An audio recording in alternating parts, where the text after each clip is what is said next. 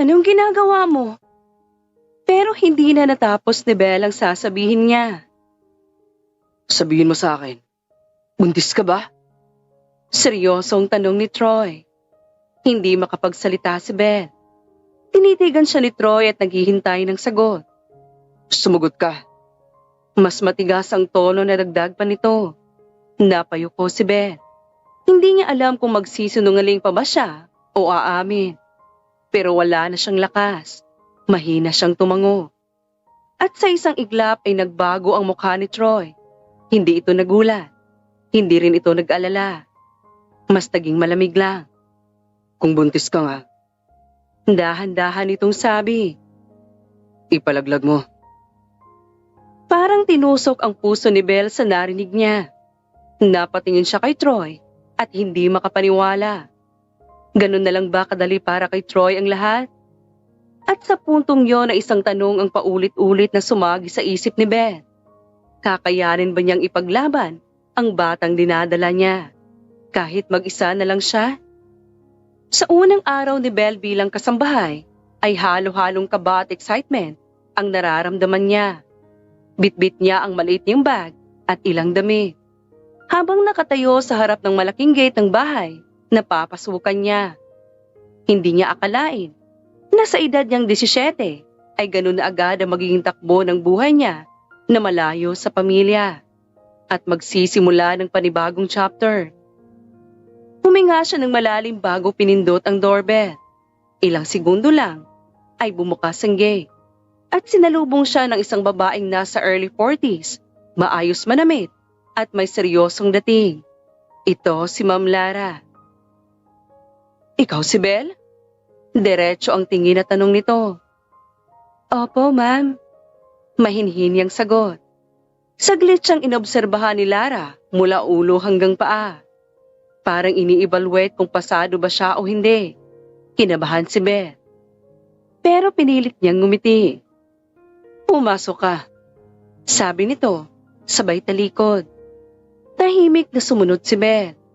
Habang naglalakad sila papasok, ay hindi niya maiwasang mapatingin sa loob ng bahay na malaki, malinis, at halatang may kaya sa buhay. Medyo nanliliit siya, pero pinatatag niya ang loob niya. Kailangan niya yun. Naupo sila sa sala para sa maikling interview. May experience ka na ba? Opo, ma'am. Nakapagtrabaho na po ako sa kapitbahay namin. Tumutulong sa gawaing bahay. Sagot ni Belle. Marunong kang magluto, maglinis, maglaba. Opo, ma'am. Kaya ko naman po. Sumagot si Lara na tila kontento sa mga sagot ng dalaga. Okay. Kailangan ko kasi ng maasahan dito sa bahay. Kami lang ng anak ko. Wala akong time sa gawaing bahay dahil sa trabaho. Paliwanag nito. Opo, ma'am. Gagawin ko po ang lahat ng makakaya ko. Seryoso na sagot ni Belle. Hindi na nagtagal ang usapan dahil parang nagdesisyon agad si Lara. Sige, pwede ka na mag-start. Ngayon na rin. Nagulat si Belle pero agad na tumango. Opo, ma'am. Salamat po. Hindi na siya pinauwi. Doon na siya agad dinala sa maliit na kwarto sa likod ng kusina kung saan siya titira. Habang inaayos niya ang gamit niya, ay may narinig siyang yabag mula sa labas.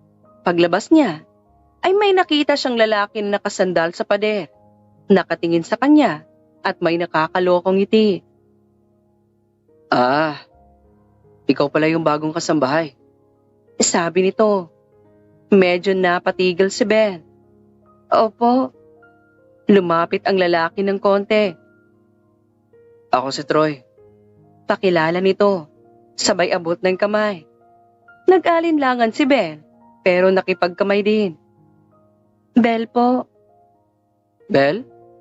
Ulit ni Troy, na parang pinag-aaralan ng pangalan. Ang ganda ng name mo ha. Bagay.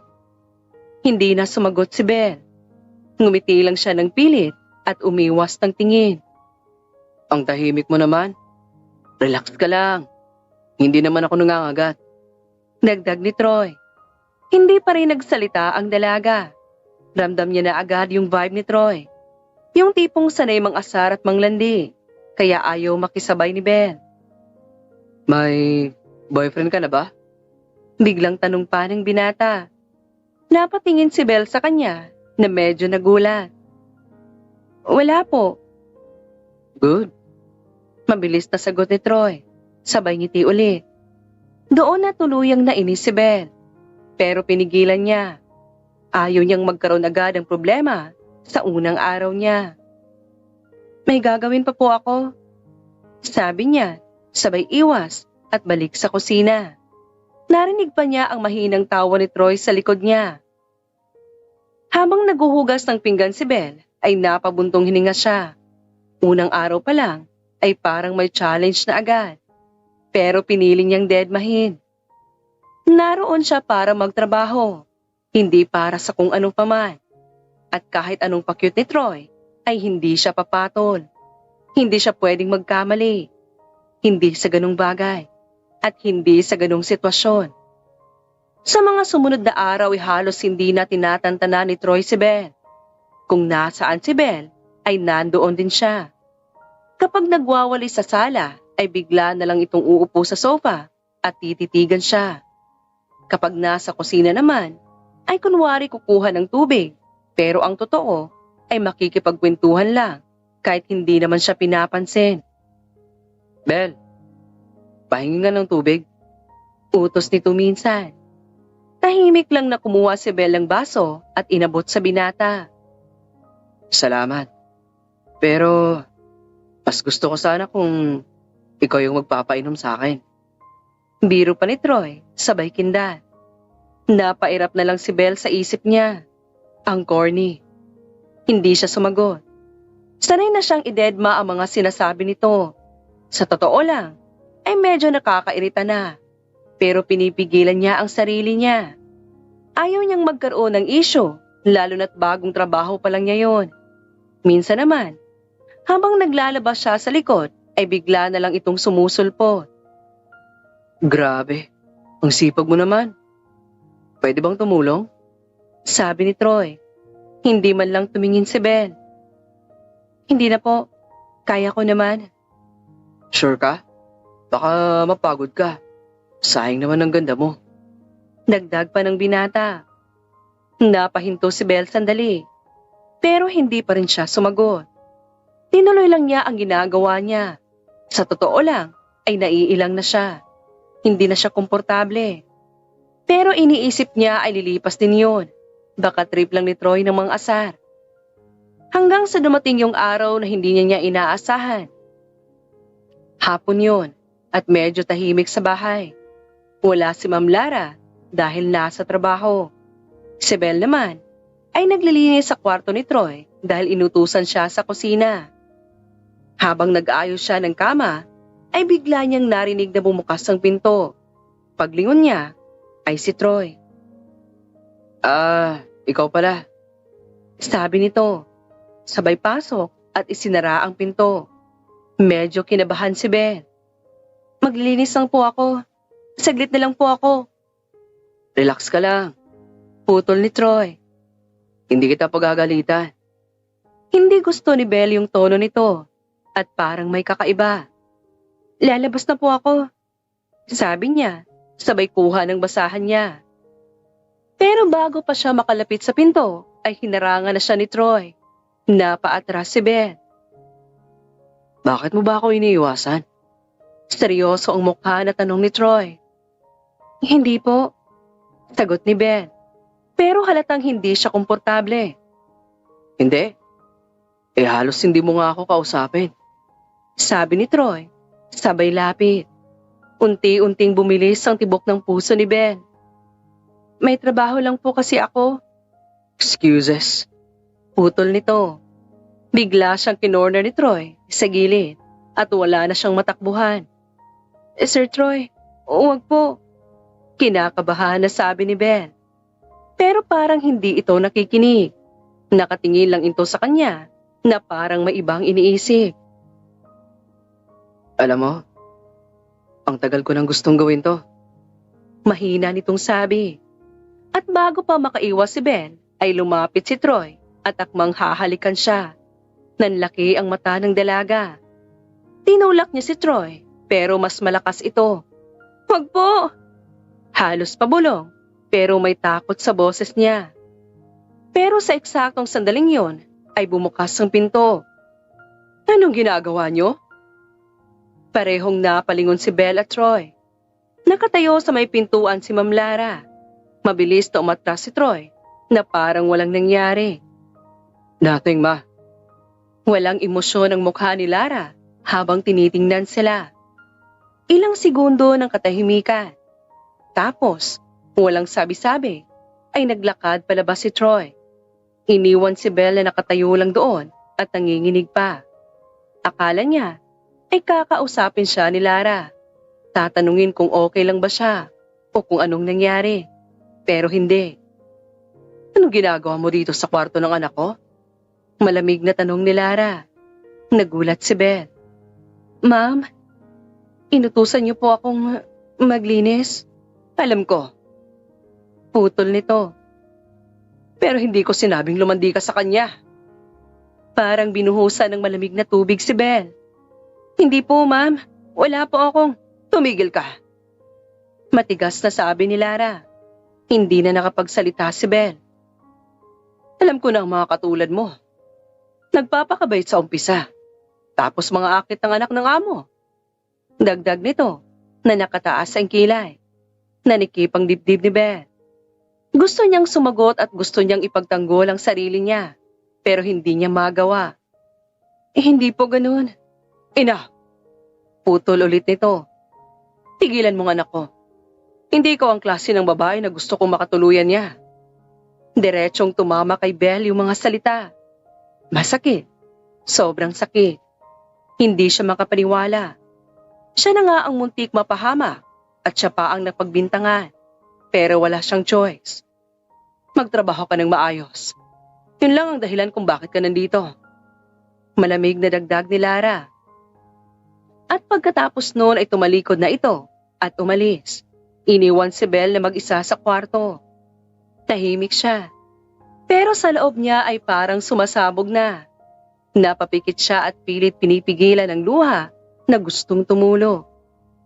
Ang unfair. Siya na nga yung umiwas. Siya na nga yung walang ginawa. Tapos siya pa ang mali. Napakuyom ang kamay niya. Kung hindi lang niya talaga kailangan ng trabaho at kung may iba lang siyang mapupuntahan, ay hindi niya hahayaan na bastusin siya ng ganon. At hindi niya sana palalagpasin yung mga salitang binitawan ni Lara. Pero wala eh. Kailangan niya ng trabaho. Para sa pamilya niya. Para sa sarili niya. Kaya pinili na lang niya na lunukin ang lahat. Yung galit, yung sakit, at yung hiya. Huminga siya ng malalim. Saka pinunasan ang gilid ng mata niya. "Tiis lang, Belle." Bulong niya sa sarili. Dahil sa mga oras na yon ay wala siyang choice. Nagpatuloy si Belle sa trabaho kahit ramdam na ramdam niya ang bigat ng sitwasyon sa loob ng bahay na yon. Hindi na nawala sa isip niya yung nangyari sa kwarto ni Troy at lalo na yung mga salitang binitawan ni Ma'am Lara. Sa tuwing nakikita niya ito, ay automatic na umiiwas siya ng tingin. Tahimik lang, sunod sa utos at walang reklamo. Ganun na lang siya araw-araw. Si Troy naman ay parang walang nangyari. Ganun pa rin, makulit. Pasimpleng biro at minsan mas lumalala pa. Pero napansin ni Belle na mas nagiging agresibo na ito. Hindi na lang basta salita. Minsan, hahawak sa braso niya. Minsan haharang sa dadaanan niya. At minsan, lalapit ng sobra. "Belle, miss mo na ba ako?" Biro nito minsan, habang nasa kusina si Belle. Hindi siya sumagot. Tinuloy lang niya ang paghihiwa ng gulay. "Grabe ka naman. Parang multo lang ako sa'yo." Dagdag pa ni Troy. Sa loob-loob ni Belle, sana nga multo ka na lang. Pero hindi niya sinabi. Mas pinili niyang manahimik. Araw-araw, ganun ang routine niya. Trabaho, iwas, at tiis. Hanggang sa isang umaga ay tinawag siya ni Ma'am Lara. "Belle." Seryoso ang tono nito. "Opo, ma'am?" "Aalis ako bukas. May business meeting ako sa Singapore. 3 days akong wala. Sabi nito. Saglit na napatigil si Belle. Mag-ingat kayo dito sa bahay. Asikasuhin mo si Troy. Dagdag ni Lara. Hindi alam ni Belle kung anong mararamdaman niya. May parte sa kanya na parang gumaan. Wala si Lara na lagi siyang pinagbabantaan ng tingin. Pero mas malakas yung kaba niya dahil maiiwan siya kasama si Troy. Opo, ma'am. Sagot niya kahit medyo kinakabahan na. Kinabukasan ay umalis na si Lara ng maaga. Tumahimik ang bahay. Sobrang tahimik. Si Belle ay naglinis na lang agad para hindi siya mag-isip ng kung ano-ano. Sinubukan niyang maging busy buong araw. Pero hindi niya maiwasan ang kaba. Bandang hapon ay narinig niya ang pinto ng kwarto ni Troy na bumukas. Lumabas ito na naka-shirt lang at shorts. Hawak ang phone. Uy, tayo na lang pala ngayon. Parang natutuwa pa na sabi nito. Hindi sumagot si Belle. Relax ka lang. Hindi naman kita kakainin. Dagdag pa ng binata. Napairap si Belle sa isip niya. Tinuloy lang niya ang ginagawa niya. Lumipas ang ilang oras ay pilit niyang iniiwasan si Troy. Pero parang sinasadya nitong magpakita sa kanya. Hanggang sa gumabi na. Nasa kusina si Belle at naghuhugas ng pinggan. Akala niya ay okay na. Akala niya ay makakalusot siya sa araw na yon nang walang problema. Pero nagkamali siya. Narinig niya ang mabibigat na yabag papalapit. Hindi na niya kailangang lumingon para malaman kung sino yon. Tulog na ako kanina pero naalala kita. Mahina pero may kakaibang tono ang boses ni Troy. Kinabahan si Belle. May gagawin pa po ako. Pilit, kalmado na sabi niya. Ang dami mo namang dahilan. Sagot ng binata.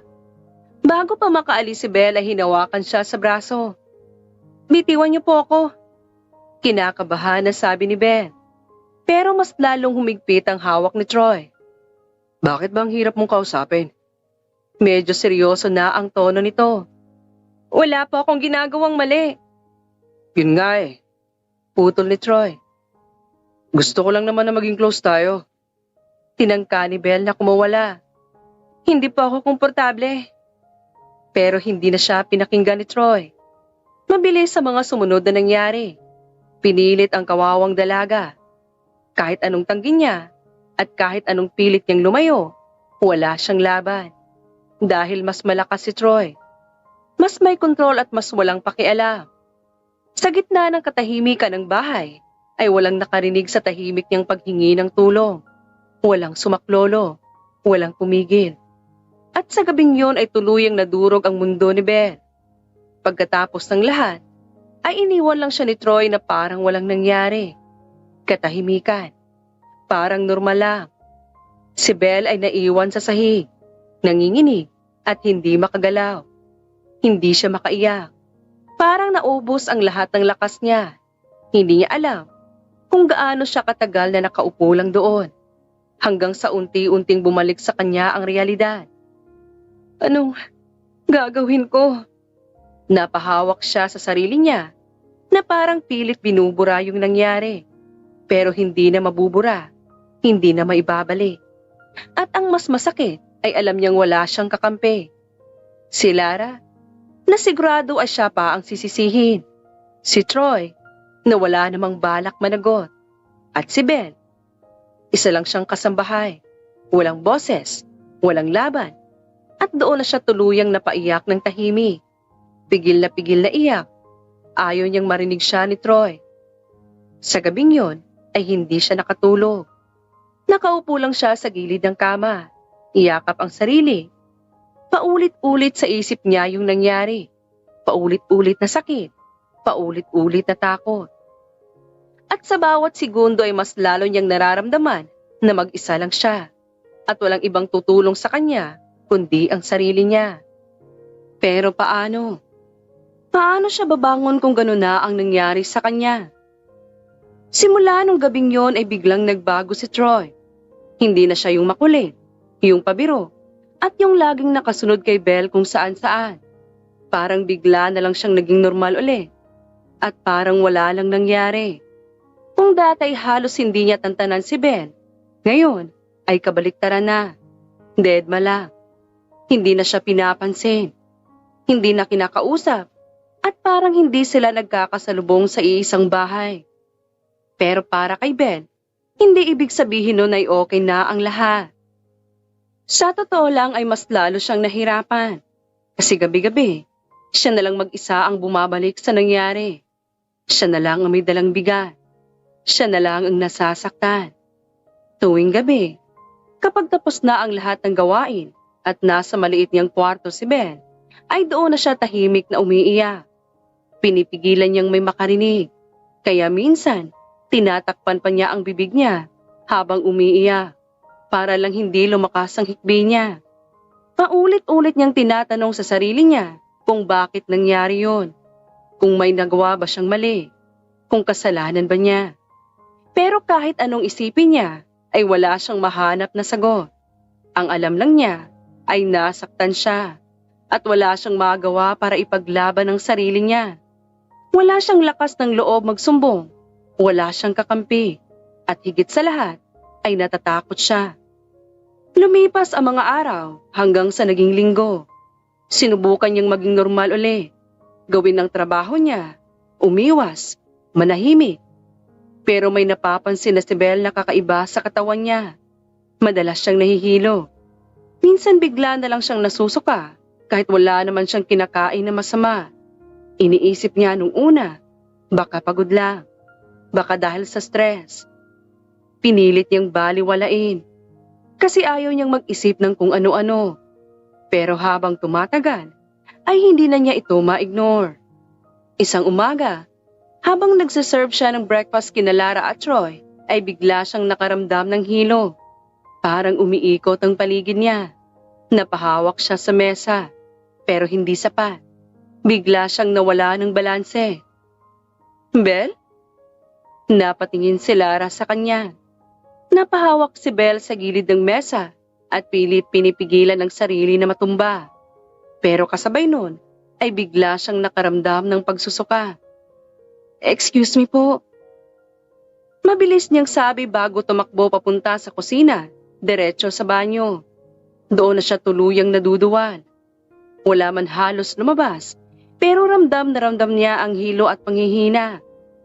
Maya-maya ay sumunod si Lara sa kanya. Anong nangyayari sa'yo? Medyo matalim ang tingin at tanong nito. Okay lang po, ma'am. Nahilo lang po siguro. Pilit inaayos ang sarili na sagot ni Ben. Hindi agad nagsalita si Lara. Tinitigan lang siya na parang may iniisip. Teka, buntis ka ba? Bigla nitong tanong. Parang tumigil ang mundo ni Ben. Napatingin siya kay Lara at nanlalamig ang buong katawan niya. Hindi siya agad nakasagot. Ramdam niya ang kaba na unti-unting umaakyat sa kanyang dibdib. Marahan siyang napalunok. Hindi po, ma'am. Mahina niyang sagot sabay iling. Hindi niya alam kung naniniwala si Lara o hindi. Pero bago pa ito makapagsalita ulit, ay napatingin siya kay Troy. Napansin din ni Ben. Si Troy ay parang nasami. Bigla itong napakapit sa baso ng tubig at uminom agad. Halatang na siya, pero mabilis ding bumawi. Ma, baka pagod lang yan. Ang dami niyang ginagawa dito eh. Sabat nito. Tumango si Lara na parang hindi na rin nag-isip pa. Magpahinga ka na muna sandali, Ben. Sabi nito, pero hindi pa rin nawawala yung duda sa boses niya. Opo, ma'am. Sagot ni Ben. Tahimik siyang bumalik sa kusina, pero ang isip niya ay ang gulo na. Hindi na siya mapakali. Kinabukasan ay maaga siyang nagpaalam. Ma'am, may bibilhin lang po ako sa bayan. Sabi niya kay Lara. Hindi na ito nagtanong pa. Sige, bilisan mo lang. Opo. Mabilis siyang umalis. Dala ang kaba na hindi niya maipaliwanag. Hindi niya alam kung tama ba ang gagawin niya, pero kailangan niyang malaman ang totoo. Pagdating niya sa butika ay medyo nanginginig pa ang kamay niya habang bumibili ng pregnancy test. Nahihiya siya, kinakabahan, pero tinapangan niya. Pagdating niya sa butika ay medyo nanginginig pa ang kamay niya habang bumibili ng pregnancy test. Nahihiya siya, kinakabahan, pero tinapangan niya. Pagka-uwi niya sa bahay ay dumiretso siya agad sa kwarto niya. Isinara niya ang pinto, saka siya naupo sa kama. Katahimikan. Walang ibang tunog kundi ang malakas na tibok ng kanyang puso. Kinuha niya ang test, saka sinubukang sundin ang instructions. Ilang minuto lang ang lumipas, pero pakiramdam ni Belle ay sobrang tagal. Hindi siya makahinga ng maayos. Hanggang sa lumabas ang resulta. 2 linya. Confirm. Buntis nga siya. Parang bumagsak ang mundo niya. Napatingin lang siya sa hawak niya at hindi makapaniwala. Parang gusto niyang itanggi. Pero malinaw naman ang nakita niya. Hindi. Mahina niyang bulong. Pero kahit anong pilit niya, ay hindi na mababago ang resulta. Unti-unting napuno ng luha ang mga mata niya, hanggang sa tuluyan na siyang napahagulgol. Hindi niya napigilan. Umiyak siya ng umiyak, hawak ang test, habang nakaupo sa gilid ng kama. Gusto niyang sumigaw, gusto niyang magwala. Gusto niyang ilabas lahat ng galit, lahat ng sakit. Pero wala siyang magawa, wala siyang pwedeng lapitan. Wala siyang pwedeng sabihan, mag-isa na naman siya. At ngayon ay mas mabigat na. Dahil hindi na lang siya ang apektado, may batang nadamay. Lumipas ang ilang oras, pero hindi pa rin siya makalma. Hanggang sa bandang hapon ay narinig niya ang boses ni Troy sa labas. Belle? Nanigas si Belle. Hindi siya sumagot. Alam kong nandyan ka. Dagdag nito. Wala siyang choice kundi buksan ang pinto. Pagbukas niya, ay agad siyang hinawakan ni Troy sa braso at hinila siya papasok uli. Anong ginagawa mo? Pero hindi na natapos ni Belle ang sasabihin niya. Sabihin mo sa akin, buntis ka ba? Seryosong tanong ni Troy. Hindi makapagsalita si Belle. Tinitigan siya ni Troy at naghihintay ng sagot. Sumagot ka. Mas matigas ang tono, nadagdag pa nito. Napayuko si Belle. Hindi niya alam kung magsisinungaling pa ba siya o aamin. Pero wala na siyang lakas. Mahina siyang tumango. At sa isang iglap ay nagbago ang mukha ni Troy. Hindi ito nagulat. Hindi rin nag-alala. Mas naging malamig lang. Kung buntis ka nga, dahan-dahan itong sabi. ipalaglag mo. Parang tinusok ang puso ni Belle sa narinig niya. Napatingin siya kay Troy at hindi makapaniwala. Anak ko yan. At hindi pwede yan. Hindi pwede na malaman ng mom ko. Hindi pwede na masira lahat dahil dyan. Parang normal lang ang sinasabi na dagdag pa nito. Hindi makasagot si Belle. Gets mo ba? Tanong pa ulit ni Troy. Tahimik lang si Belle. Bahala ka. Pero ayusin mo yan. Huwag kang gagawa ng gulo rito. Nagdag ni Troy. Sabay bitaw sa braso ng dalaga. Pagkatapos noon ay tumalikod na ito at umalis. Iniwan siyang nakatayo lang doon. Hindi makagalaw. Hindi makapagsalita. Unti-unting pumatak ang luha ni Ben. 1, 2, hanggang sa tuloy-tuloy na. Napaupo siya sa sahig na parang nawala ng lakas. Hindi niya alam kung anong gagawin niya. Hindi niya alam kung saan siya pupunta. Hindi niya alam kung paano niya haharapin ang lahat. Nakatulala lang siya sa kawalan, habang tahimik na umiiyak. Sa dami ng nangyari, pakiramdam niya ay ubos na siya. Pero wala pa ring katapusan ng sakit. Lalo at mag-isa lang siya. Hindi na nawala sa isip ni Belle yung sinabi ni Troy. Paulit-ulit yun na parang echo sa utak niya, na nais nitong ipalaglag ang bata. Kahit anong pilit niyang itaboy ay bumabalik at bumabalik. Hindi siya makatulog ng maayos at hindi siya makakain ng maayos. Pakiramdam niya ay unti-unti siyang nilalamo ng takot at sakit. Pero sa gitna ng lahat ng yon ay may isang bagay siyang sigurado. Hindi niya kayang gawin yon. Hindi niya kayang patayin ang batang nasa loob niya. Oo, masakit.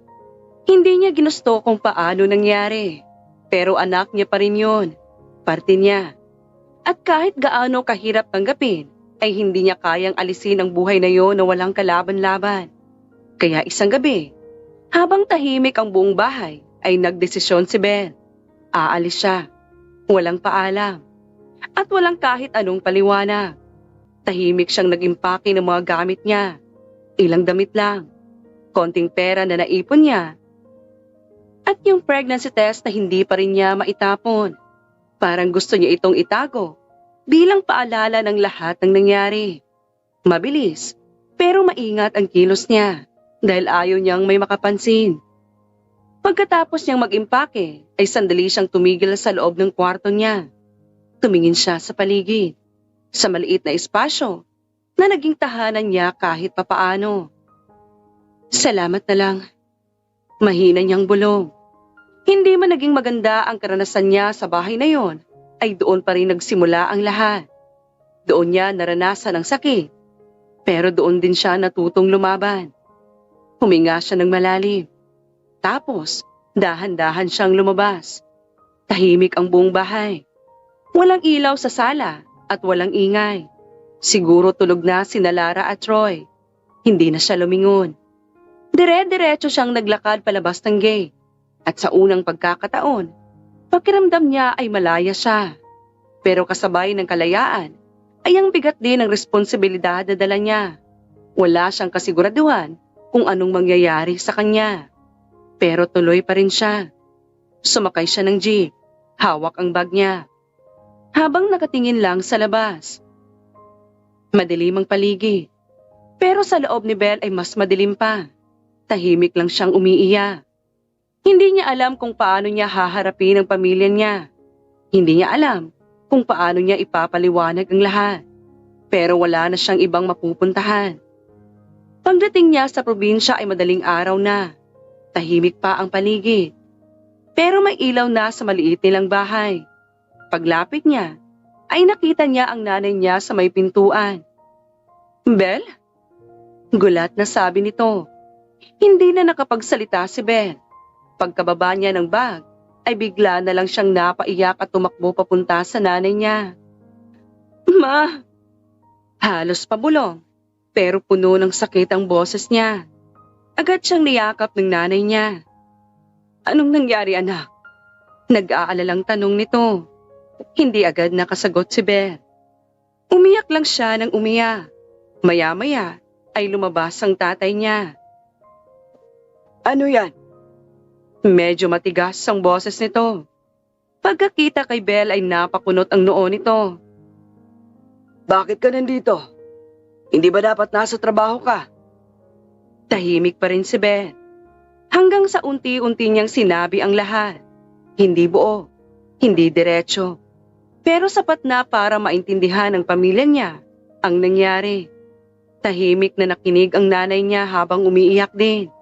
Pero ang tatay niya ay unti-unting nagdilim ang mukha nito. Ano? Halos pabulong, pero ramdam ang galit. Ginawa niyo yun sa'yo? Nanginginig ang boses na tanong nito. Napayuko si Beth. Hindi na niya kinailangang sumagot. Sino? Tanong ulit ng tatay niya. Yung anak ng amo ko, tay. Mahina na sagot ni Beth. Napakuyom ang kamao ng tatay niya. Walang hiya. Galit na sabi nito. Parang gusto nitong sumugod. At parang gusto nitong hanapin si Troy at singilin. Pupuntahan ko yon. Bigla nitong sabi. Agad na humawak si Belle sa braso niya. Tay, wag na po. Hindi pwede to. Anak kita. Sigaw nito. Alam ko po. Pero wala po tayong laban. Umiiyak na sabi ni Belle. Tahimik na napahinto ang tatay niya. Doon niya na-realize ang katotohanan na mahirap lang sila. Walang pera, walang koneksyon.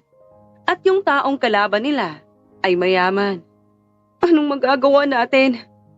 Mahina, pero puno ng galit na sabi nito. Walang nakasagot. Tahimik lang ang paligid. Masakit tanggapin, Pero yun ang realidad. Wala silang laban. Dahan-dahang napaupo ang tatay niya. Hawak ang ulo niya. Galit na galit siya. Pero wala siyang magawa. Samantalang si Belle ay umiiyak pa rin. Pero kahit papaano ay ramdam niya ang yakap ng pamilya niya. Nandyan sila at hindi siya nag-iisa. Kahit mahirap, kahit masakit, kahit walang hustisya. May pamilya siya na handang damayan siya. At sapat na muna yon para makabangon siya. Sa kabila ng lahat ng nangyari, ay pinilit ni Belle na bumangon. Hindi pwedeng hanggang doon na lang ang buhay niya. Hindi pwedeng puro iyak at sakit na lang araw-araw. May batang umaasa sa kanya. At hindi pa ito ipinapanganak. At para sa batang yon, ay kailangan niyang maging matatag. Hindi naging madali ang mga sumunod na araw. Araw-araw ay dala niya ang bigat ng nangyari sa kanya. Pero pilit niya pa rin itinatayo ang sarili niya.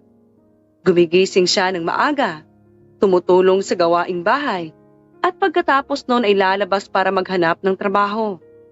Kahit saan siya magtanong, sa tindahan, karinderiya, kahit sa maliit na negosyo sa bayan, ay wala siyang napala.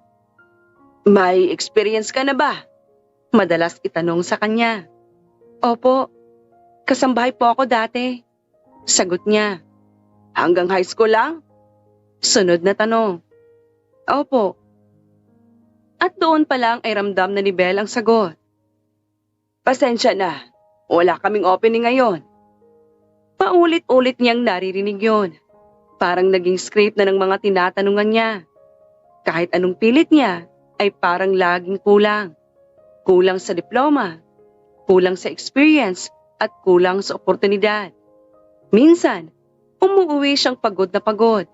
Hindi lang sa lakad, kundi sa disappointment. Pero kahit gano'n ay hindi sumusuko si Belle. Hindi siya pwedeng sumuko.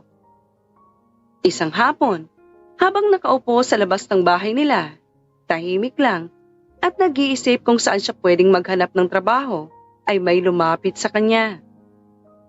Belle? Napatingin siya. Si Aling Jonah, yung kapitbahay nila. Bakit parang ang lungkot mo? Tanong nito.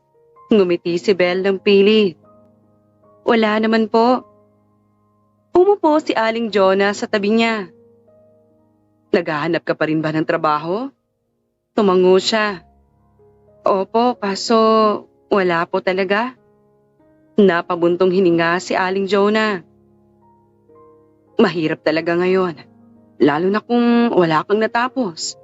Tahimik lang si Belle. Saglit na natahimik si Aling Jonah na parang may iniisip. Tapos bigla itong nagsalita. Alam mo, may trabaho ako sa isang company sa bayan.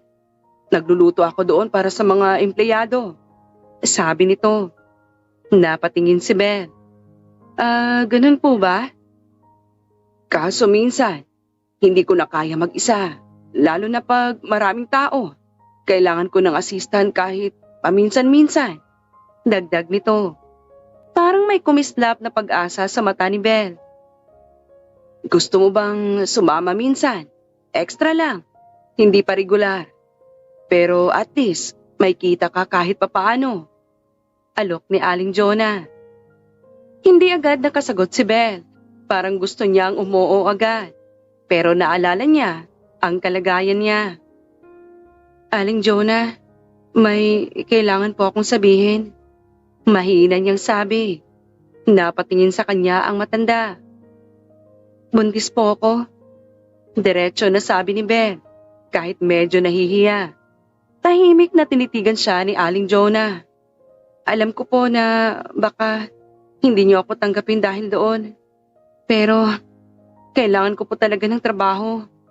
Halos pakiusap ang tono na dagdag niya. Hindi agad nagsalita si Aling Jonah. Tinitigan lang siya na parang iniintindi ang sitwasyon niya. Hanggang sa napabuntong hininga ito. Bata ka pa, Belle. May halong awa sa boses na sabi nito. Napayuko si Belle. Opo. Anong nangyari? Tanong ni Aling Jonah. Hindi na niya kinwento ang lahat. Pero sapat na ang sinabi niya para maintindihan nito ang pinagdadaanan niya. Tahimik na nakinig si Aling Jonah hanggang sa matapos siya. Ay, ang hirap ng pinagdadaanan mo. Napailing ito. Hindi na napigilan ni Belle ang luha niya. Pero nandito ka pa rin at lumalaban ka. Dagdag ni Aling Jonah. Tumango si Belle kahit umiiyak. Saglit na natahimik ang dalawa. Tapos biglang nagsalita si Aling Jonah. Kaya mo ba? Diretsong tanong nito. Napatingin si Belle. Po? Yung trabaho. Hindi madali yun. Maaga, mainit, pagod, tapos buntis ka pa. Paliwanag ni Aling Jonah. Hindi nagdalawang isip si Belle. Opo, kakayanin ko po. Matatag niyang sagot. Tinitigan siya ni Aling Jonah na parang sinusukat kung seryoso ba siya. Sigurado ka? Tanong ulit nito. Opo, ulit ni Belle. Kailangan ko po. Doon na bahagyang ngumiti si Aling Jonah. Sige, subukan natin. Sabi nito, parang nabunutan ng tinik si Belle. Salamat po, Aling Jonah. Maraming salamat po. Halos hindi makapaniwala na sabi niya. Huwag ka muna magpasalamat. Magtrabaho ka muna ng maayos. Biro ni Aling Jonah. Opo, gagawin ko po ang best ko. Sagot ni Belle. Bukas, sumama ka sa akin. Maaga tayong aalis. Sabi ni Aling Jonah. Opo. Sa unang pagkakataon matapos ang lahat ng nangyari, ay nakaramdam si Belle ng konting pag-asa. Hindi man perpekto, hindi man sigurado, pero may simula.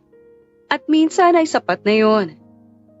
Habang nakaupo si Belle matapos umalis si Aling Jonah, ay napahawak siya sa tiyan niya. Lalaban tayo. Mahina niyang bulong. Kasi hindi na lang sarili niya ang iniisip niya ngayon. Dalawa na sila. At para sa batang yon ay gagawin niya ang lahat. Kahit gaano kahirap, kahit gaano katagal. Hindi na siya yung dating Belle na tahimik lang at natatakot. Unti-unti ay natuto na siyang lumaban. At yun pa lang, ang simula. Kinabukasan ay maaga pa lang, gising na si Belle. Kahit kulang sa tulog, ay pinilit niyang bumangon agad. Hindi siya pwedeng malate sa unang araw niya. Tahimik niyang inayos ang sarili niya, nagsuot ng simpleng damit, at bago umalis, ay saglit siyang humawak sa tiyan niya. Lalaban tayo today, ha? Mahina niyang bulong. Paglabas niya ng bahay ay nandun na si Aling Jonah. May daladalang bag at parang excited na pumasok. Ready ka na? Tanong nito. Opo. Sagot ni Belle. Kahit may kunting kaba sa dibdib niya. Sumakay sila ng jeep papunta sa bayan. Habang nasa biyahe, ay tahimik lang si Belle at nakatingin sa labas. Iniisip niya kung ano kayang mangyayari sa kanya sa loob ng company. Hindi pa siya nakapasok sa ganung kalaking lugar dati. Pagdating nila, ay halos mapanganga siya sa laki ng building. Malinis, maayos, at halatang seryoso ang trabaho ng mga tao sa loob. Halika, sabi ni Aling Jonah. Dumiretso muna sila sa HR. Medyo kabado si Belle habang nakatayo sa harap ng desk. Hawak ang bag niya. Visitor po, sabi ni Aling Jonah sa staff. Tiningnan siya ng HR. Saka binigyan ng visitor pass. Isuot mo to lagi, ha? Bawal mawala. Bili ni Aling Jonah. Opo. Agad na isinabit sa leeg ang pass na sagot ni Belle. Pagkatapos nun, ay dumiretso na sila sa kusina. Pagkapasok pa lang ay ramdam na agad ni Belle ang init at ingay. May mga taong na naglalakad, nagpuputol ng gulay, nagluluto, at may kanya-kanyang ginagawa. Parang ang bilis ng galaw ng lahat. Dito tayo, sabi ni Aling Jonah. Tinuro nito ang isang pwesto kung saan sila mag-prepare. Assistant kita ngayon, ha? Sundan mo lang ako. Dagdag nito. Opo, sagot ni Belle. Agad silang nagsimula. Naghiwa siya ng gulay naglinis ng karne, at sinunod lang niya ang instructions ni Aling Jonah. Kahit medyo naninibago si Belle, ay nag-a-adjust naman siya agad. Sanay din naman siya sa kusina. Habang tumatagal ay medyo nawawala na ang kaba niya. Nakakasabay na siya kahit papaano. Pero bigla, ay napansin niya na parang napahinto si Aling Jonah. Aling Jonah? Tanong niya. Hindi ito agad sumagot. Napahawak lang ito sa ulo niya. Parang nahihilo ako. Mahina nitong sabi. Kinabahan si Belle. Okay lang po ba kayo? Umiling si Aling Jonah. Tapos bigla itong napaupo. Kuya, patingin naman. Sigaw ni Belle sa ibang crew. Agad may lumapit. Anong nangyari? Parang nahihilo po siya. Sagot ni Belle. Mabilis na nagkakagulo ang paligid. May kumuha ng tubig at may tumawag ng assistance. Kailangan na siyang dalhin sa emergency. Sabi ng isa. Samahan niyo siya. Dagdag pa ng isa. Agad nilang inalalayan si Aling Jonah palabas ng kusina. Belle. Mahina nitong tawag. Po. Lapit niya. Pasensya ka na. Sabi nito. Okay lang po. Ingat po kayo. Halatang nag-aalala na sagot ni Belle. Pagkalabas nila ay biglang tumahimik sa pwesto nila. Napatingin si Belle sa mga tao sa paligid, kaya medyo natataranta siya. Ate, ikaw na muna bahala. Sabi ng isang crew. Po? Gulat na sagot niya. Andiyan naman yung listahan ng menu. Dagdag nito sabay turo sa board. Kaya mo yan. Tulungan ka namin kung kailangan. Parang nanlaki ang mata ni Belle. Pero, first time ko pa lang po. Okay lang yan. Putol ng isa. Mukha ka namang marunong. Sayang yung oras. May deadline tayo. Napatingin si Belle sa oras. Tama sila. Hindi pwedeng maghintay at wala na siyang choice. Huminga siya ng malalim. Kaya ko to. Kailangan ko to. Sa isip-isip niya. Sige po. Sabi niya kahit kabado. Lumapit si Belle sa menu list. Sinuri niya kung anong lulutuin. May ulam, may side dishes, at may sabaw. Buti na lang ay pamilyar siya sa karamihan. Simulan ko na po. Sabi niya. At doon na nagsimula si Belle. Nag-init siya ng kawali, naghanda ng mga sangkap, at unti-unting sinunod ang mga steps sa isip niya. Kahit kinakabahan siya, ay pinilit niyang mag-focus. Habang nagluluto siya ay unti-unti ring bumabalik ang confidence niya. Sanay siya sa ganun. Yun ang alam niya. Yun ang kaya niya. Minsan may lalapit na crew. Ate, tikman mo to. Sabi ng isa. Tinuruan siya ng konting adjustments. Pero karamihan ay siya na ang gumagawa. Habang tumatagal ay parang nawawala na ang kaba ni Belle. Napapalitan na ng focus. At napapalitan na ng determinasyon. Hindi niya namalayan ang oras. Hanggang sa unti-unti ay natapos niya ang mga kailangang lutuin. Napabuntong hininga si Belle. Tapos na. Mahina niyang sabi. Lumapit ang ilang crew at tinikman ang pagkain. Uy, masarap pa. Sabi ng isa. Ang sarap nga. Dagdag pa ng isa.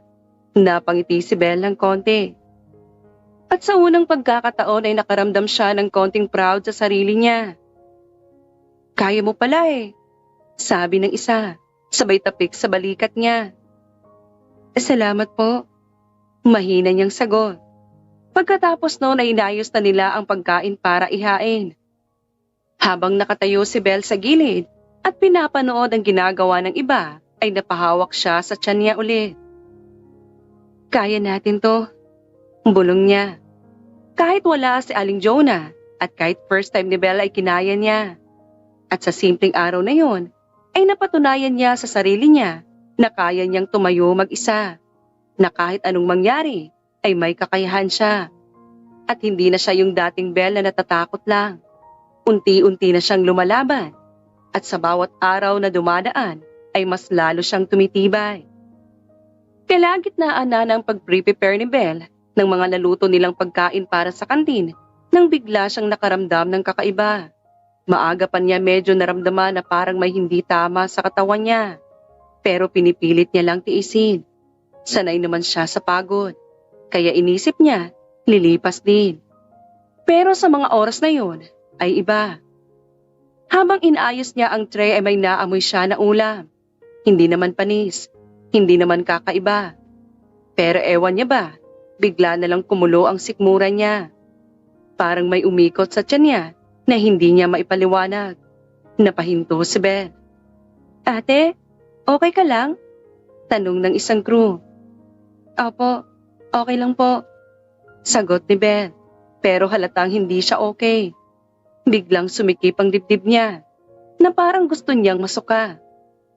CR lang ako saglit. Mabilis niyang sabi. Agad siyang tumakbo papunta sa banyo sa loob ng kitchen. Pero pagdating niya ay may tao. Sandali lang, sabi ng nasa loob. Wala na siyang time. Mas lalo nang sumama ang pakiramdam niya. Kaya napilitan si Belle na tumakbo palabas ng kitchen papunta sa banyo sa labas ng area. Habang naglalakad siya sa hallway ay hawak niya ang tiyan niya at pilit pinipigilan ang pagsusuka. Halos hindi na siya makatingin ng maayos sa dinadaanan niya. Hanggang sa may nabangga siya. Hey! Napaatras siya. Pero hindi niya agad napansin kung sino ang nasa harap niya. Anong ginagawa mo rito? Matigas na tanong ng lalaki. Napatingin si Belle. Isang matangkad na lalaki, naka-formal na damit at halatang VIP. Malinis ang itsura, maayos at parang may power sa building na yon. Hindi alam ni Belle, pero ito pala ang CEO ng company na si Felix Torres. At sa mga oras na yon ay wala nang paki si Belle kung sino siya. Kasi duwal na siya. Teka, sino ka? Napansin ang itsura ni Belle na tanong ni Felix. Hindi makasagot si Belle. Hawak niya lang ang bibig niya at pilit nagpipigil. Bakit wala kang pass? Napatingin sa leeg si Belle na tanong ulit ng binata. Doon lang napansin ni Belle na wala na ang visitor's pass niya. Nanlamig siya. Hindi niya alam kung saan niya nahulog. Paano ka nakapasok dito? Sunod-sunod na tanong ni Felix. Hindi pa rin makasagot si Belle. Sumagot ka. Medyo naiinis na dagdag ng binata.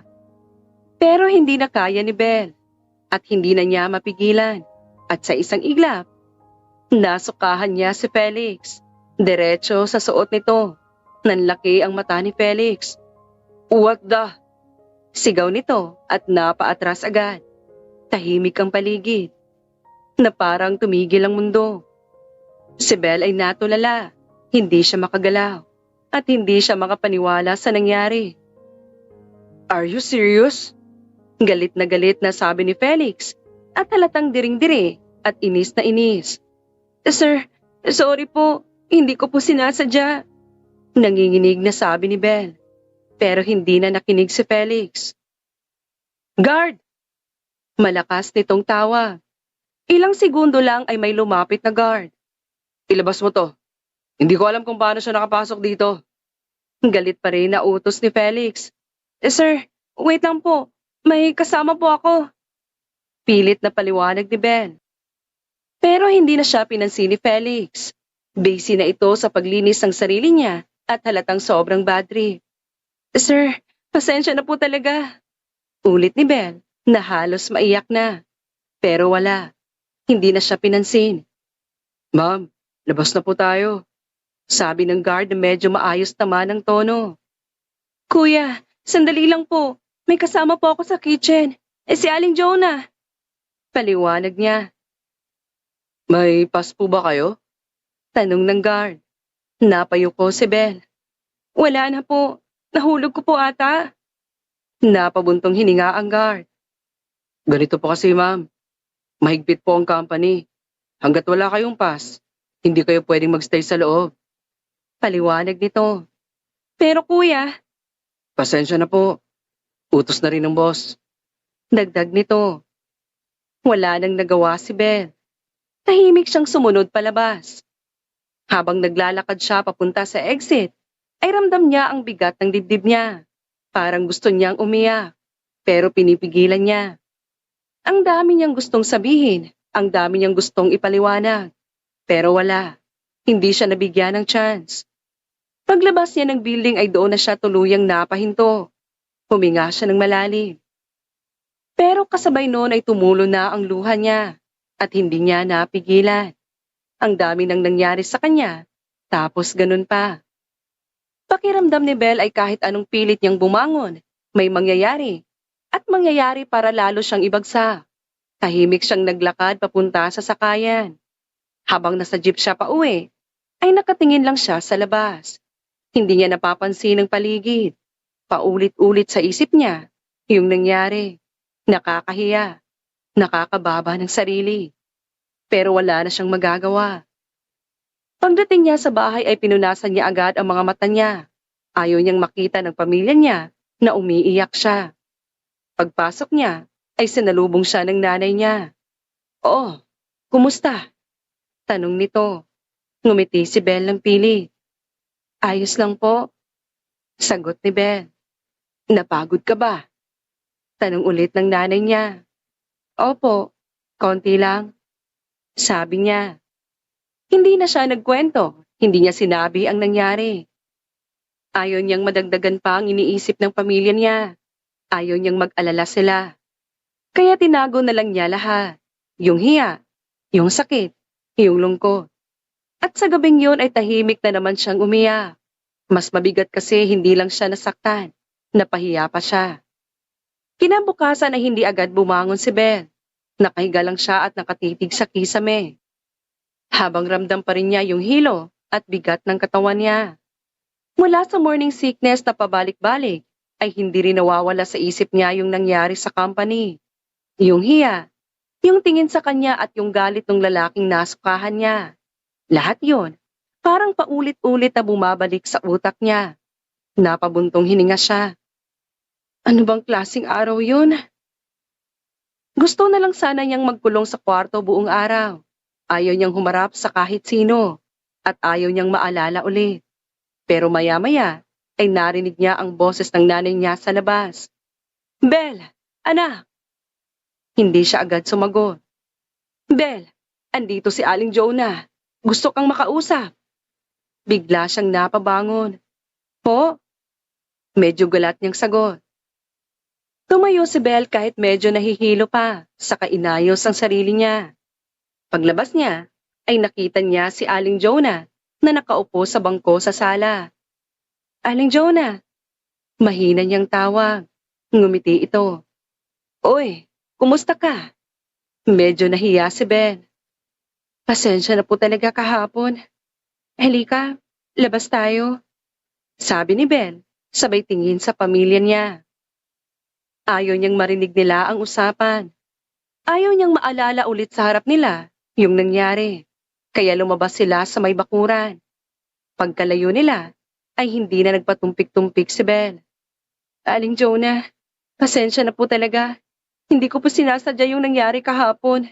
Nahilo lang po talaga ako tapos." Tuloy-tuloy niyang paliwanag. Pero biglang natawa si Aling Jonah, kaya napatigil si Belle. "Po?" Nagtatakang tanong niya. "Ay naku Belle, hindi yun ang pakay ko kaya ako nandito," sabi ni Aling Jonah habang natatawa pa rin ng mahina. Mas lalong naguluhan si Belle. "Ho? Pinapabalik ka?" Diretsyong sabi ni Aling Jonah. "Ano po?" Nanlaki ang mata ni Belle. "Yung CEO, gusto kanyang makilala at magsusorry daw siya sa'yo in person," dagdag ni Aling Jonah. Pero hindi agad nag-sink in kay Belle yung sinabi ni Aling Jonah. "Po? Ako po?" Hindi siya makapaniwala. Tumango si Aling Jonah. "Oo, ikaw." Hindi alam ni Belle kung matatakot ba siya o matutuwa. "Pero bakit po?" tanong ni Belle. "Basta, sumama ka na lang ulit sa akin. Huwag ka nang mag-overthink," sagot ni Aling Jonah. Tahimik sandali si Belle. Tapos, biglang kumabog ang dibdib niya. Hindi niya inaasahan yun. Akala niya ay tapos na ang lahat. Akala niya ay wala na siyang babalikan doon. Pero biglang pinapabalik siya. Huminga si Belle ng malalim. Sige po, sasama po ako. Sabi niya. Pagkatapos noon ay nagmadali siya. Bumalik siya sa loob. Mabilis na nag-ayos at nagpalit ng maayos na damit.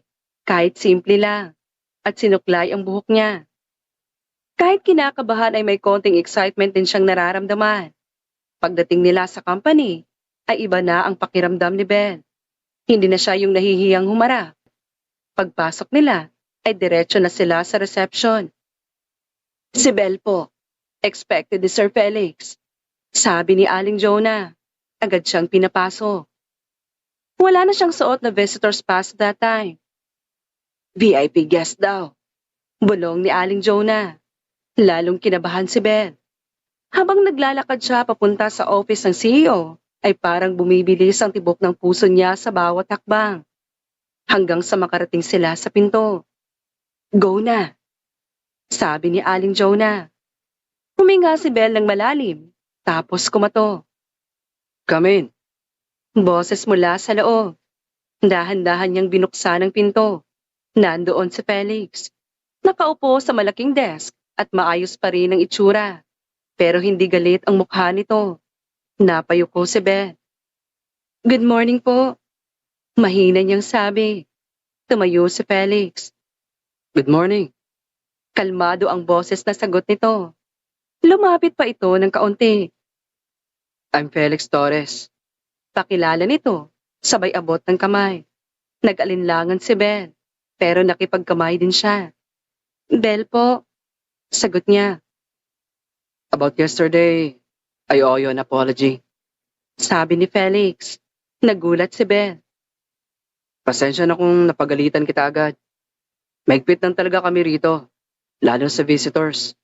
Food industry kasi, may mga samples, may safety protocols.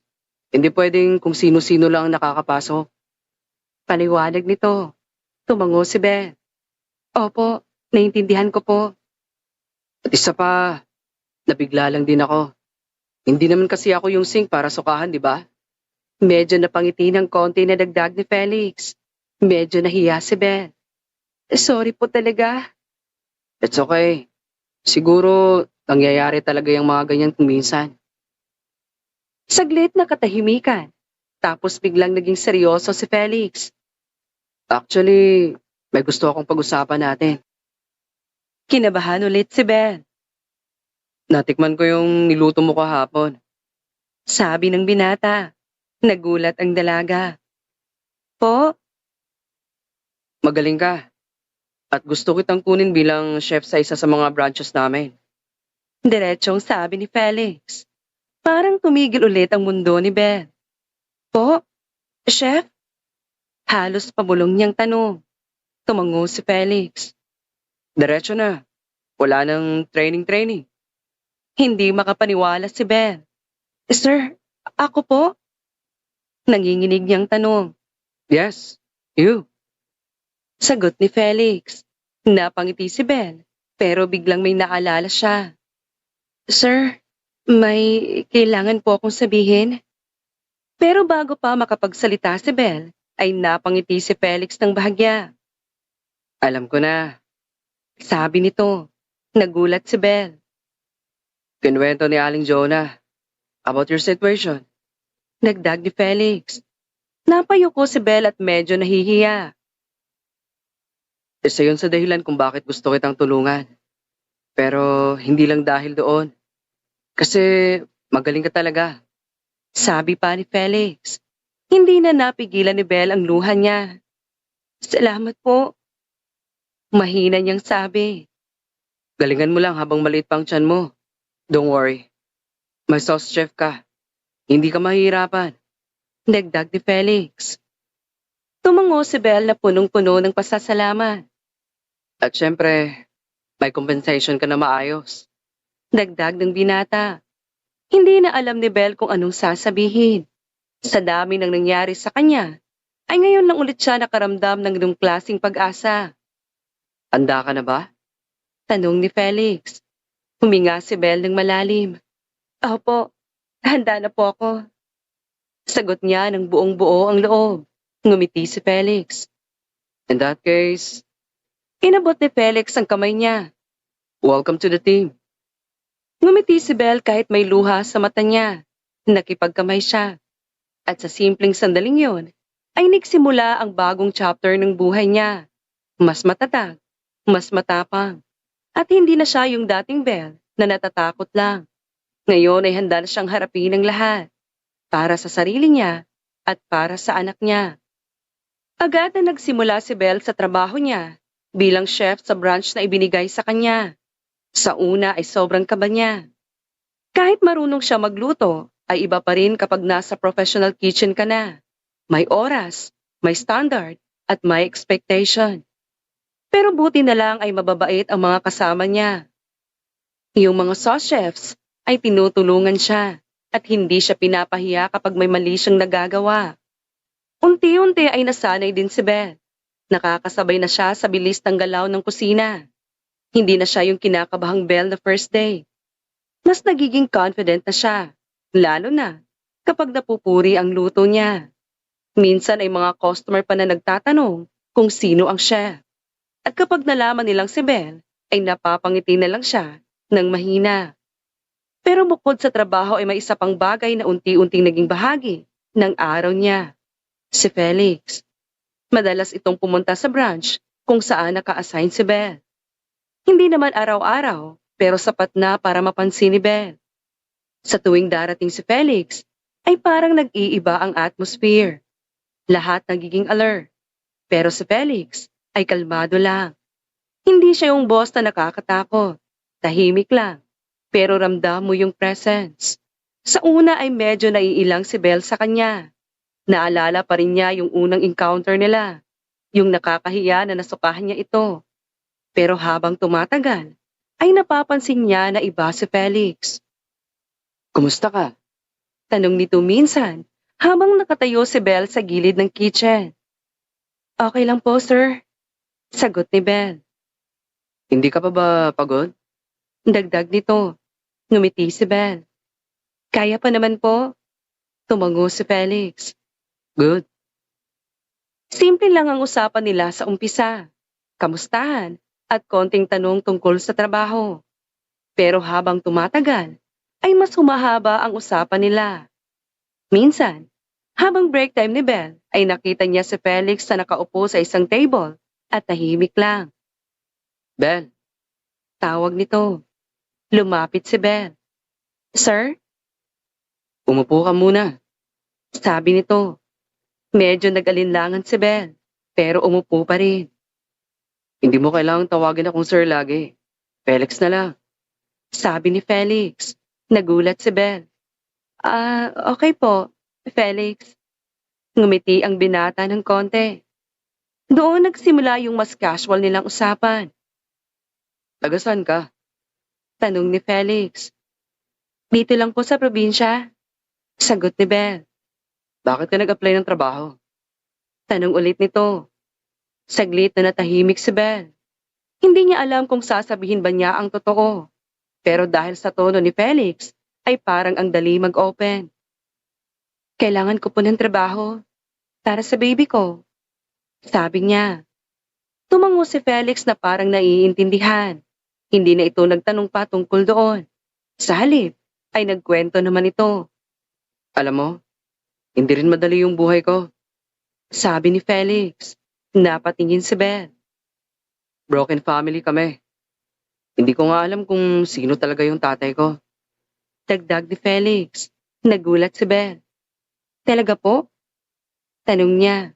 Tumango si Felix. Oo, pero hindi ko na rin hinanap. Bakit po?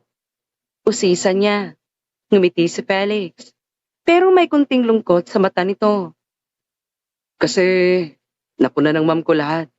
At hindi ko naramdaman na kulang ako. Sagot nito. Tahimik na nakinig si Belle. Kaya ikaw, huwag mong isipin na kulang ang anak mo. Dagdag ni Felix. Napatingin si Belle sa kanya. Kahit wala yung tatay, Kung buo ka bilang nanay, sapat na yon. Sabi nito. Parang tumama sa puso ni Belle yung mga sinabi ni Felix. Hindi niya namalayan na napapangiti na siya. Salamat po, Felix. Mahina niyang sabi. Simula noon ay mas naging close sila. Minsan, sabay silang nagkakape. Minsan, ay nag-uusap lang habang break ni Belle. Hindi naman laging mahaba ang usapan, pero sapat para makilala nila ang isa't isa. Napapansin ni Felix ang ugali ni Belle, kung gaano siya kabait sa mga kasama niya, kung gaano siya karespeto kahit kanino, at kung gaano siya kasipag sa trabaho. Hindi siya nagpapakita ng reklamo kahit pagod na pagod na. At para kay Felix ay iba yon. Hindi lang sa panlabas na itsura si Belle maganda. May something sa kanya na bihira niya makita. Simple, pero totoo. Samantala si Belle naman ay unti-unti ring napapansin ang ibang side ni Felix. Hindi lang siya yung boss na seryoso. May soft side din ito. Minsan ay nagbibiro pa. Minsan ay sweet sa mga simpleng bagay. Hindi ka pa kumakain? Tanong ni Felix minsan. Later na po. Sagot ni Belle. Umiling si Felix. Kumain ka muna. Hindi ka pwedeng magtrabaho ng gutom. Simple lang.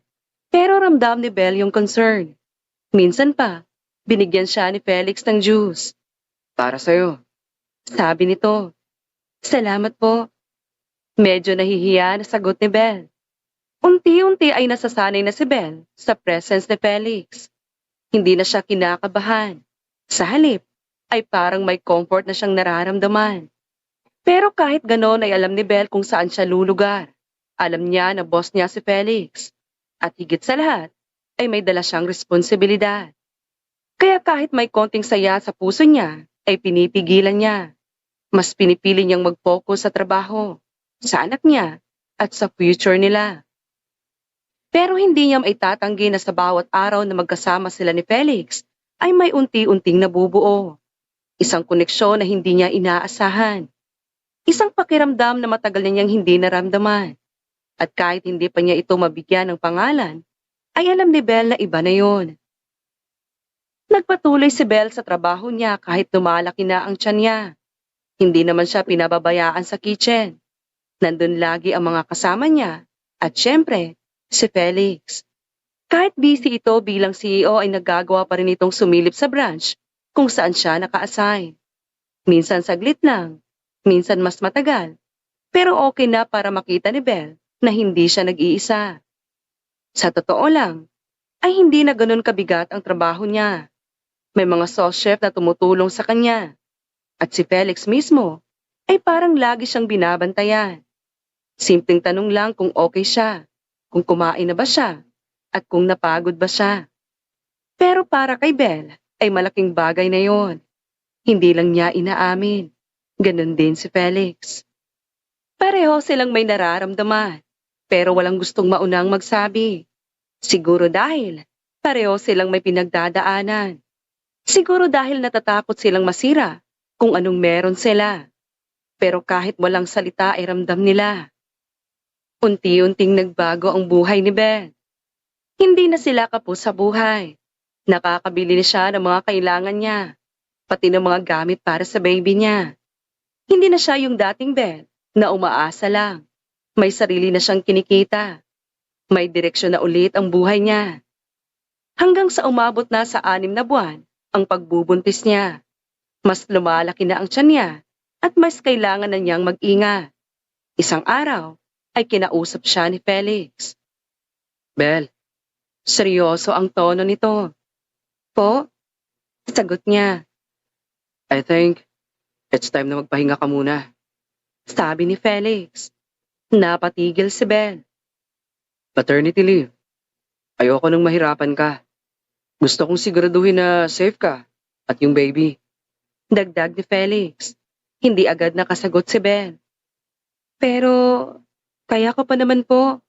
Sabi niya. Umiling si Felix. I know. Pero hindi big sabihin na kailangan mong ipili. Tahimik si Belle. Don't worry. Hindi ko kayo pababayaan. Ikaw at ang baby. Napatingin si Belle kay Felix. Hindi niya alam kung bakit, pero ang gaan sa pakiramdam na marinig yun. Salamat po. Mahina niyang sabi. Ngumiti si Felix. At doon nagsimula ang paghahanda niya para sa maternity leave. Dumating ang huling araw niya sa restaurant.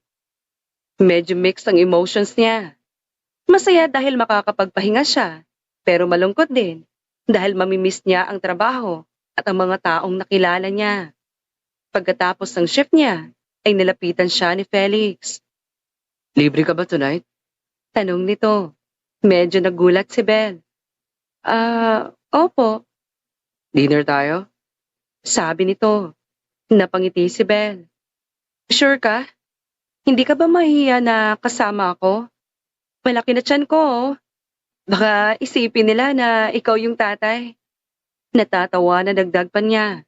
Napangiti si Felix. Why not? Sagot nito. Natawa si Belle. Sige na nga, sabi niya. Pagdating nila sa restaurant, ay maayos ang lugar at medyo sosyal. Medyo nanibago si Belle, pero hindi niya pinahalata. Habang nakaupo sila ay nagpaalam si Felix. CR lang ako saglit. Sige, sagot niya. Habang wala si Felix ay tahimik lang si Belle na naglalaro sa phone niya. Hanggang sa may naramdaman siyang tumayo sa harap niya. Pag-angat niya ng tingin, ay nanigas siya. Si Troy. Bigla itong sumulpot na may ngisi sa labi. Wow! Sosyal ka na pala ngayon. Sabi nito. Hindi agad nakasagot si Belle. Tumakas ka lang pala para maghanap ng bagong ama ng anak mo. May halong pangmamaliit na dagdag ni Troy. Ramdam ni Belle ang galit na unti-unting umaakyat sa dibdib niya. Anong plano mo? Gamitin yung bata para makahothot? Tuloy-tuloy na sabi pa ng kaharap. Napakuyom ang kamao ni Belle. Dati ay iiyak lang siya. Pero ngayon ay iba na. Hindi na siya yung dating Belle. Bigla siyang tumayo at isang malakas na sampal ang dumapo sa pisngi ni Troy. Nanlaki ang mata nito. Huwag mo akong maliitin. Matapang na sabi ni Belle kahit nanginginig ang boses niya. Nag-init ang ulo ni Troy. Ano? Akmang gaganti sana ito pero biglang may humawak sa kamay niya. Pareho silang napalingon. Si Felix. Mahigpit ang hawak nito sa kamay ni Troy at seryoso ang mukha. What are you trying to do with my fiancé? Malamig nitong tanong. Parang tumigil ang mundo ni Belle. Fiancé? Nagulat siya. Si Troy naman ay halatang nataranta. Sir Felix, wala po. Gusto ko lang, Nauutal nitong sabi. gusto ko lang po ng karapatan sa anak ko. Ako pong ama niyan. Pilit bumabawi na dagdag nito. Hindi naman natinag si Felix. I know everything. So you don't have to act. Diretsong sagot nito. Nanahimik si Troy. Ako na ang magiging ama ng batang yan. At kikilalanin ko siya bilang akin. Dagdag ni Felix. Napatingin si Belle kay Felix at hindi makapaniwala. At kung guguluhin mo pa sila, kaya kong pabagsakin ng business ng mami mo. Sabi pa ni Felix na mas malamig ang tono. Nanlaki ang mata ni Troy. Alam niyang kayang gawin ni Felix yun. Sa takot ay umurong ito. Sige, okay. Sabi nito, sabay talikod at mabilis na umalis.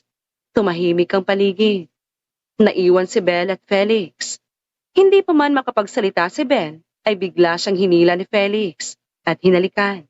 Nagulat siya, pero hindi siya nakapalag. Dahan-dahan, ay naramdaman niya ang init ng yakap ni Felix. Belle, Mahina nitong sabi. Niyakap siya ng mahigpit ng binata. mahal kita. At mahal ko rin ang baby mo. Dagdag nito. Nanlaki ang mata ni Belle. Hindi niya alam kung iiyak ba siya o matutuwa. Dahan-dahang lumuhod si Felix sa harap niya. Naglabas ito ng maliit na kahon. Binuksan. At isang mamahaling singsing ang nasa loob. Will you marry me? Tanong nito. Parang tumigil ang mundo ni Belle. Sa paligid nila, ay may mga taong nagbubulungan, may kumukuha ng video at may sumisigaw ng yes. Pero si Belle ay nakatingin lang kay Felix. Luha ang dumadaloy sa mata niya. Sa dami ng pinagdaanan niya, ay hindi niya inakala na aabot siya sa ganung moment. Yes. Mahina, pero buong puso na sagot ni Belle. Yes. Ulit niya at mas malinaw na. Biglang nagsigawan ang mga tao sa paligid. Tumayo si Felix at isinuot ang singsing sa daliri ni Belle. At muli ay nagtagpo ang kanilang mga labi. Sa pagkakataong yon ay parang nawala ang lahat ng sakit ng kahapon. At ang natira na lang ay pag-ibig at panibagong simula. Isang buwan matapos ang proposal, ay agad na ikinasal sina Belle at Felix sa isang bonggang seremonya na parang pangarap lang dati ni Belle. Punong-puno ng ilaw, bulaklak, at saya ang paligid na parang buong mundo ang saksi sa bagong simula nila. Ilang buwan pa ang lumipas, after wedding, ay isinilang ni Belle ang isang malusog at gwapong sanggol na lalaki, at ipinangalan nila ito kay Felix. Kahit hindi niya kadugo, ay buong puso itong minahal ni Felix na parang sariling dugot naman.